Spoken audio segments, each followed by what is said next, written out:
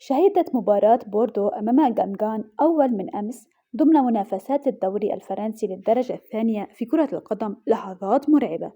وفي التفاصيل، فقد دخل المهاجم الهندوراسي الدولي ألبير إليس 28 عاما في غيبوبة عقب تعرضه لإصابة خطيرة في الرأس خلال مباراة فريقه بوردو. وفقد إليس وعيه بعد 40 ثانية فقط من انطلاق المباراة عندما حاول استقبال كرة عرضية واصطدم برأس مدافع غانغان دوناتيان غوميز بحسب ما أشارت فرانس بريس. ورغم أن غوميز تعافى سريعا، فإن إليس فقد وعيه ودخل الطاقم الطبي لعلاجه لدقائق عدة قبل أن يتم إخراجه محمولا من الملعب. من جهتها، أفادت تقارير إعلامية بأن لاعب بوردو خضع لعملية جراحية ناجحة مساء أمس بعد دخوله في غيبوبة مستحدثة مؤقتة.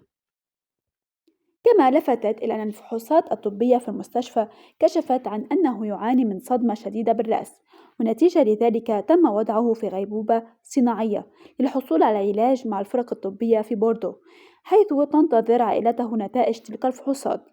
وقد فاز بوردو في المباراة بهدف نظيف سجله زان في الدقيقة 40 ليرفع الفريق رصيده إلى 36 نقطة في المركز 11 في ترتيب الدوري الفرنسي للدرجة الثانية، فيما تجمد رصيد الخاسر عند 35 نقطة في المركز 12.